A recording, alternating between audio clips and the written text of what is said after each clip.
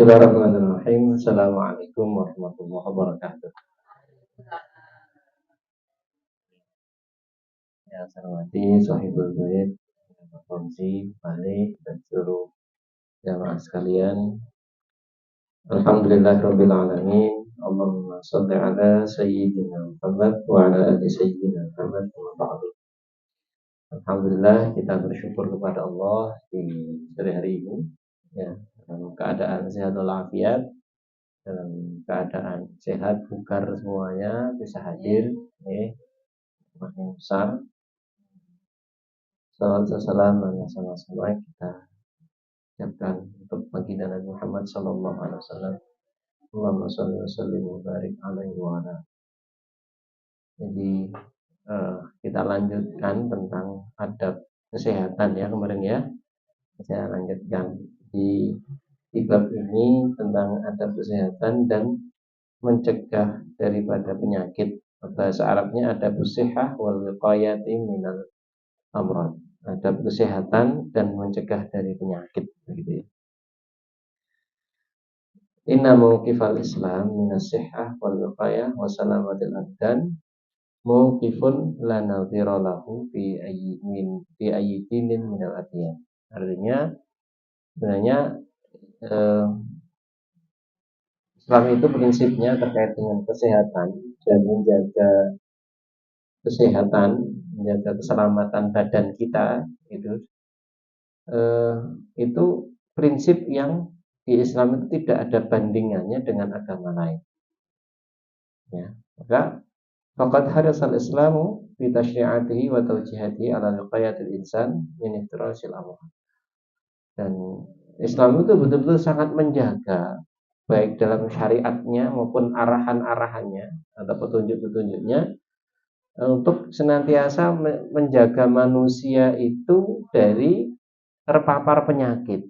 Jadi kalau kita lihat di dalam syariat Islam sendiri itu bagaimana Islam mensyariatkan kebersihan, ya, bersuci dan sebagainya, ataupun arahan-arahan bagaimana Rasulullah itu makan nanti nunggu kalau sudah lapar dan berhenti makan sebelum kenyang misalnya kan. Itu kan arahan-arahan yang jelas mengarahnya kepada secara ini berdampak kepada kesehatan kan begitu. Kemudian wattihamil adwa juga terkait dengan obat gitu ya. Wa wudi'a ba'dul adab wa ta'alim allati yanbaghi muslim al-akhdhu biha, dan meletakkan beberapa adab dan rambu-rambu ya yang dimana seorang muslim itu hendaknya mengambil itu, menerapkan itu. Ya. Inayatan bi'afiyatihi wa sihhati jasadihi. Nah, ini ya perhatian Islam terkait apa? Kesehatan jasadnya, kesehatan fisiknya. Wa wiqayatan minal amrad, dan juga ini untuk mencegah daripada penyakit-penyakit. Irdha'an li rabbih wa hirsan ala tawfir quwwati lahu.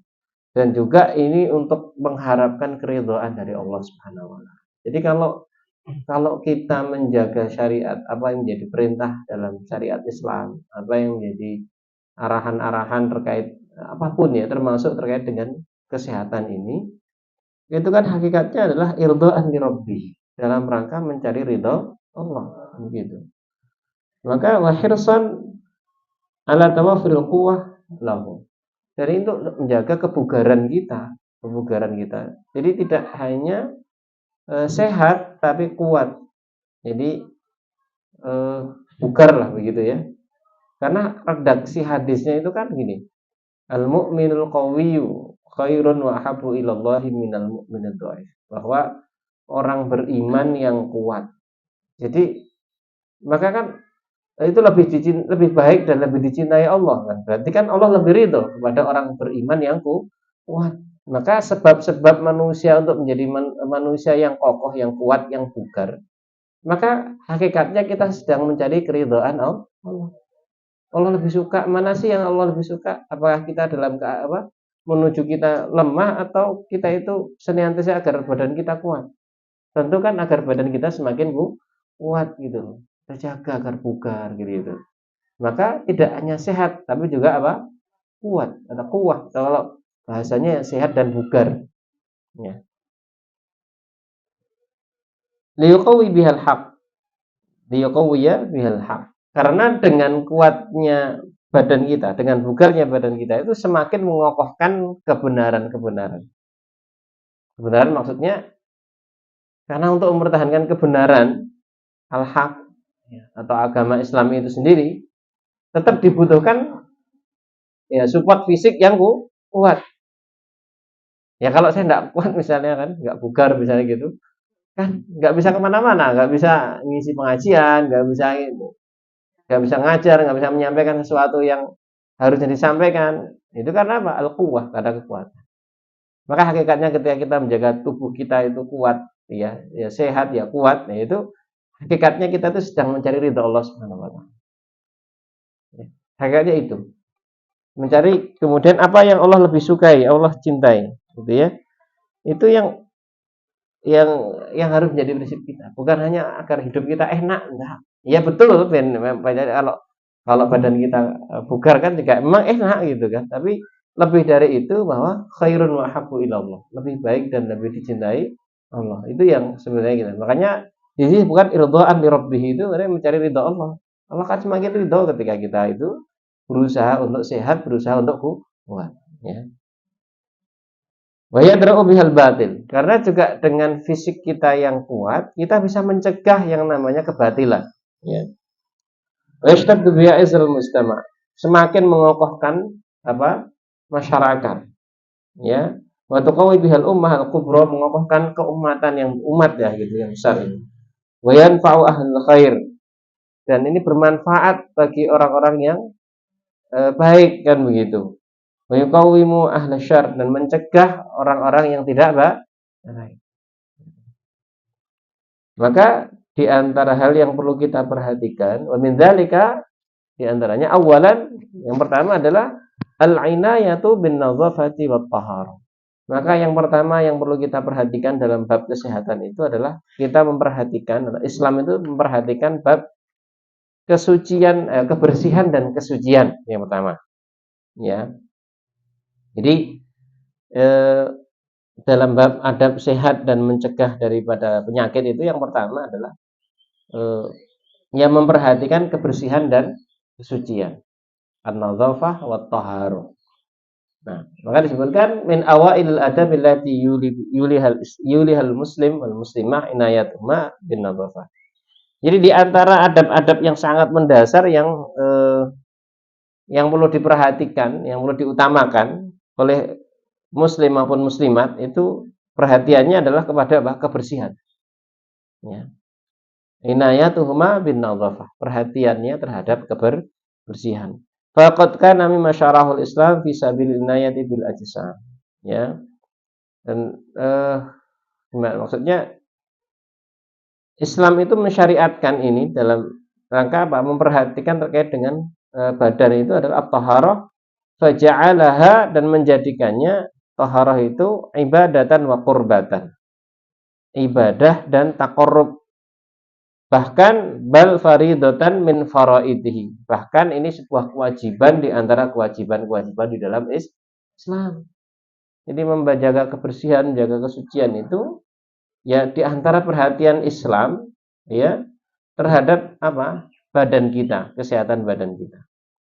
Walidzalika kanat kutubus syariah fil Islam tabda'u awalan ma tabda'u bil ibadat, liqaulih ta'ala wa ma khalaqtul jinna wal insa illa liya'budun, wa awalu ibadat wa 'azzamuha as-shalah wa awalu syurutis shalah anha tabda'u bi babi unwani at-taharah. Maksudnya begini.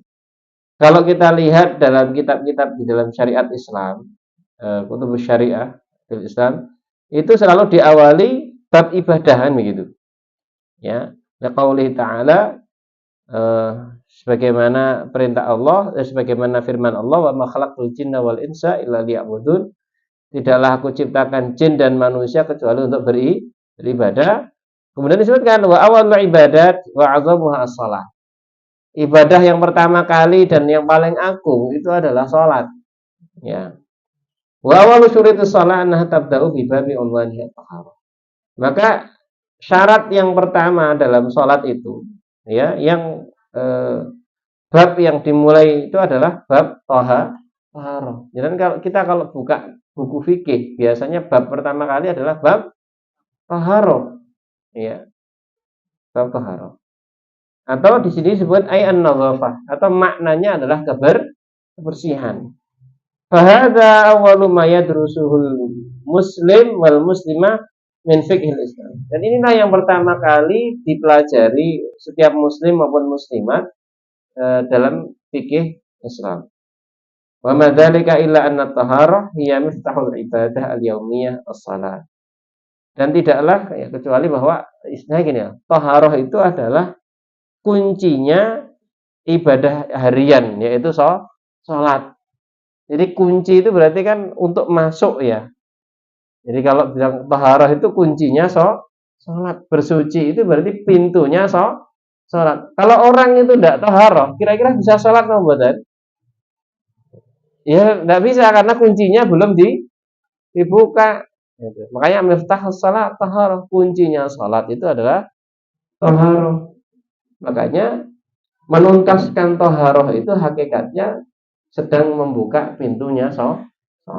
Nah kalau kuncinya saja tidak tuntas, bagaimana membukanya? Ya, makanya penting untuk anak-anak kita itu menuntaskan bab taharah itu sejak dini. Makanya saya kadang begini, saya di Al-Aufi itu yang saya pastikan di awal itu adalah bagaimana menuntaskan anak-anak tentang cara bersuci, cara wudhu yang benar. Ya, cara wudhu yang benar. Kenapa? Ya, pintunya sholat itu kan wudhu kan gitu. Ya, walaupun juga tentu kita tidak menafikan terkait dengan pentingnya bersuci daripada najis ketika buang air kecil, pipis ataupun BAB. Itu kan namanya istinja dan istijmar.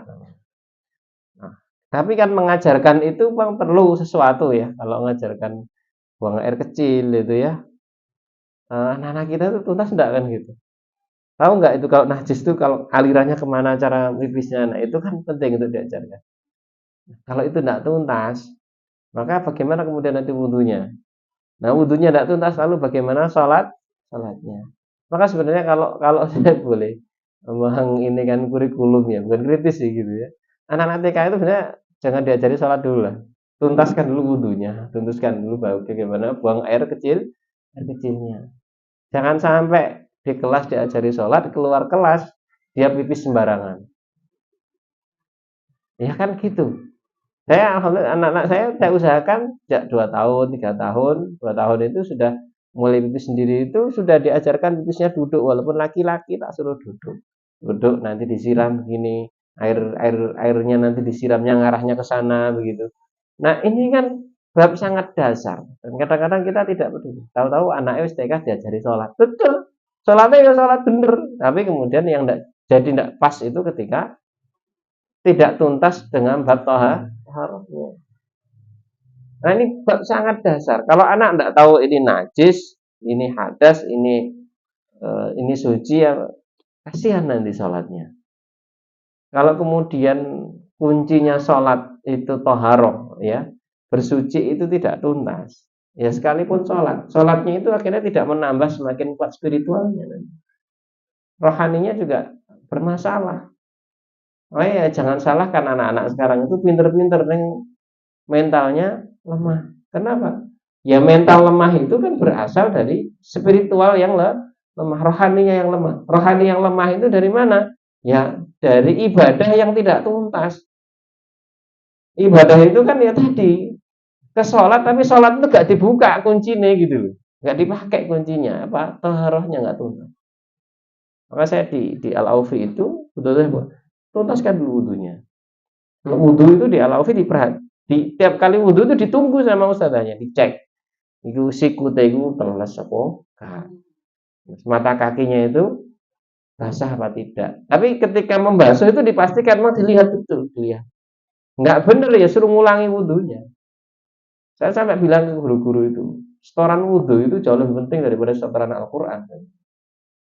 Nah iya kan, kalau kita baca Quran aja harus dengan berwudu. Maka setelah wudu itu jauh lebih penting hakikatnya. Tuntaskan dulu wudunya, maksud saya itu tuntaskan dulu. Kalau ini tidak tuntas, nanti lalu bagaimana nanti sholat? Maka kalau sudah TK itu usahakan betul fokus saja dipastikan bagaimana cara wudunya. Wudu. Wudu. Kalau buang air kecil itu sementara ini kita hanya bisa bilang kalau sebelum keluar kamar mandi pastikan menyiram air di depan pintu. Biar apa? Najisnya ke dalam enggak ini gitu, enggak dibawa keluar gitu. Nah, itu kan siapa yang edukasi seperti ini? Maka saya itu mendirikan sekolah adab itu ya begitu, maksud saya adab-adab yang dasar yang itu menjadi kunci-kunci penting itu kadang-kadang itu berlalu aja di sekolah. Kadang sekolah juga nggak telaten. Memang itu berat, saya katakan berat. Saya hari ini ngerintis MI itu apa nggak beratnya berat. Berangkatnya jam apa? Jam 6 pagi harus mulai KBM misalnya. Tapi alhamdulillah anak setengah 6, wanita setengah 6 itu nyapu bareng sama anak bisa anak. Hanya butuh waktu nggak lama untuk adaptasi. Pagi jam 6. Jadi kan enak kalau anak-anak setengah 6 wis berangkat ke sekolah. Wis gak mikir sarapan, gak mikir ini, sarapan itu di sekolah kan. Nah, itu hal-hal kayak gitu itu kita tuntaskan. Karena kalau anak-anak tidak segera tuntaskan kayak gitu, kita khawatir jangka panjang nanti Indonesia katanya 2045 itu katanya generasi emas itu bukan emas, cemas nanti. Nah, cemas lama-lama kita juga lemas. Nah, gimana? Kita nggak perhatian dengan hari ini yang terjadi itu anak-anak kita seperti apa? Loh, saat ini kan kalau tahu jajannya anak-anak saya itu ngeri sebenarnya. Saya itu menggak anak saya itu juga beratnya minta ampun. Kenapa? Karena di sekolahnya sudah begitu. Lingkungannya begitu. Maka saya itu mendirikan sekolah itu bukan hanya sekedar sekolah. Ini lingkungan saya bangun. Bangun lingkungan memang sendiri. Beda, iya bukan soal bedanya. Ini soal bagaimana hari ini di luar sedang tidak baik-baik saja gitu. Kultur makanannya, kultur jajannya, kultur dunianya seperti apa. Kesadaran anak kita berwirausaha itu sejak kapan? Ini saya sampai hari ini saya coba anak-anak itu saya suruh nanam sawi sejak awal masuk kemarin, kemudian panen, saya suruh jual. Coba kamu jual. Nah itu saya ajari hitung-hitungan. Ini tadi lakunya berapa? 9.000. Modalnya berapa? 6.000. Berarti dapat berapa? 3.000. Ya. Wah, kamu kan 3.000 untuk sanggup misalnya. 3.000 itu perlu berapa hari? 40 hari nanam sawi. Berarti kalau kamu pengen 40 hari, berarti kamu harus minimal nanam sekitar 40 ini. Jadi dia diajarkan hitung-hitungan. Bukan hanya berhitung, tapi coba hitung-hitungan. Anak-anak kita itu kadang nggak tahu hitung-hitungan.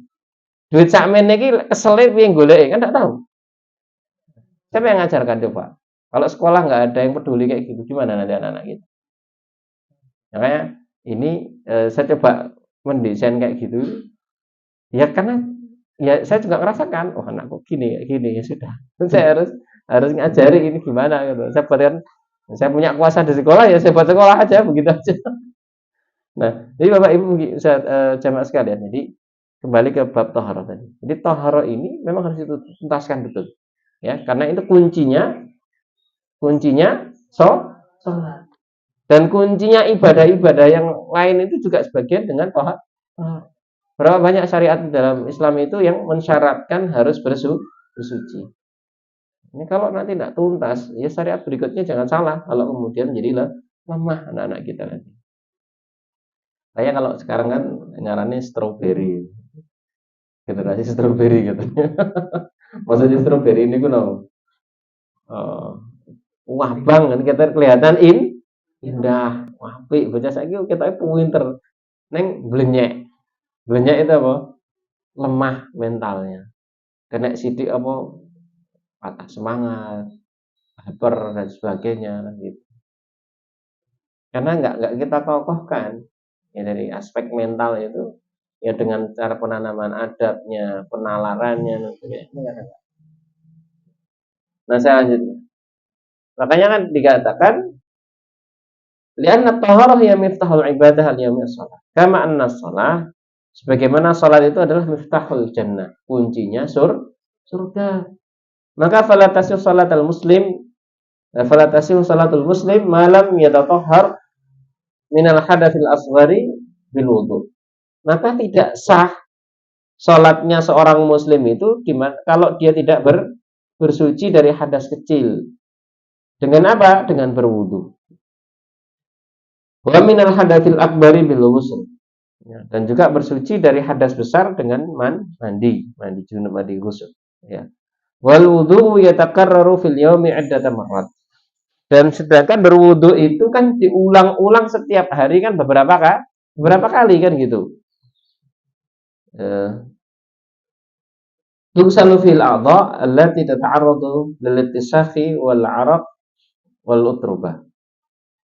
Di mana beberapa kali eh, anggota tubuh kita itu dibasuh dari anggota-anggota tubuh yang sangat berpotensi terkena yang namanya bakteri maupun kuman. Ya tangan, wajah, kan gitu, kaki gitu kan. Yang itu kan sangat mungkin kemungkinan besar apa ya terpapar yang namanya bakteri dan kotoran ataupun virus dan sebagainya ya. Maka itu kan setiap hari itu kan beberapa kali kita itu berwudu sehingga itu kan dibasuh kan gitu. Nah, sehingga kan rawan ya tangan kita ini yang dipakai untuk makan. Nah, ya. Tapi kan setiap hari berapa kali kita berwudu kan setiap kali itu juga tangan kita dibersihkan. Begitu juga mulut kita. Yang kita pakai makan kan setiap hari berapa kali kita berkumur. Hidung kita berapa kali yang setiap hari kita untuk nyedot air wudhu itu kan. Istinsar itu kan menyedot dan mengeluarkan lagi. Sehingga apa? Hidung kita itu bersih gitu. Saya itu mempraktekkan begini. Saya kalau lagi flu itu tak usahakan wudhu tak sedot sak temennya, Pak. Itu sehari itu insya Allah plong. Pengalamannya. Jadi kalau kena pilek flu, saya jangan kalau flu itu minum obat itu jarang. Pol caranya. Obatnya apa? Ya wudhu itu di bulan baleni pokoknya setiap kali sholat itu sepedot aja sama cereng gitu berulang-ulang coba aja lah enteng nanti. Makanya kan kalau doa setelah wudhu itu kan Allahumma ja'alni minat tawwabina wa ja'alni minal mutatahhirina wa ja'alni min ibadikas shalihin. Itu kan kita minta kepada Allah agar Allah mensucikan kita. Mensucikan, membersihkan kita kan begitu. Mensucikan kita itu kan Allahumma ja'alni minat tawwabin. Orang yang bertaubat. Sedangkan sakit itu kan adalah cara Allah membersihkan dosa kita. Tahurun insyaallah itu kan ini lafadznya ya. Tahurun insyaallah itu. Kalau kita ini la ba'sa tahurun insyaallah. Tahur itu kan suci, bersih kan gitu. Dosa itu dibersihkan dengan sakit. Maka kalau pengen segera sembuh pakai wudhu aja nih. Kalau sama kena air enggak masalah, enggak apa-apa, sedot aja gitu. Apalagi kalau penyakitnya memang di sini gitu ya. Sedot aja gitu. Ya. Sering mungkin yang bersih, insya Allah juga akan semakin mempercepat penyembuhan kita nanti insya Allah. Ya. Dan doa Allah maj'alni minat tawwabin. Ya Allah, jadikan orang yang taubat. Jalim ini mutatahhirin, orang yang suci, yang bersih, yang suci begitu kan, yang senantiasa bersuci. Nah, maka ini kan di Islam itu seperti itu. Maka wa min syarti sihhatis shalah kadzalika nadhafatus tsawb wal badan wal makan. Dan juga di antara syarat sahnya salat itu adalah sucinya pakaian, badan dan tempat, ya. Dari apa? Minal akhbathi wal qudurat, maaf. Ya, dari najis, dari kotoran begitu ya. Wa faqadzalika asyadal Qur'an was sunnah bin nadhafah wa ahla. Jadi Islam itu sendiri wa min dzalika bahwa Al-Qur'an pun juga memberikan arahan gitu ya untuk terkait dengan apa? Kebersihan ya. Makanya ayatnya innallaha yuhibbut tawwabina wa yuhibbul mutatahhirin. Allah itu sungguhnya Allah itu suka ya, senang terhadap hambanya yang bertaubat dan hambanya yang suka bersuci. Ya, wa atna ala ahli masjid Quba. Ya, dan Allah itu memuji pada ahli Masjid Quba. Jadi dulu kan para sahabat Nabi yang di Masjid Quba ya. Sampai dipuji oleh Allah bahwa para ahli Masjid Quba itu adalah orang yang suka bersuci ya. Rijalu yuhibbuna an yatatahharu wallahu yuhibbul mutahhirin. Ya. Nah, dalam satu riwayat disebutkan waqala nabiyyu at-tahuru syatrul iman, bahwa kebersihan itu setengah atau ainisfahu, setengah daripada keimanan. Ini hadisnya benar ya. Jadi ini diriwayatkan oleh Imam Al-Bukhari bahwa at-tahuru syatrul iman. Kebersihan itu setengah daripada keimanan. Ya. Tafsirnya nisfuhu itu setengah. Ini setengah daripada keimanan itu ada pada nilai pada prinsip kebersihan.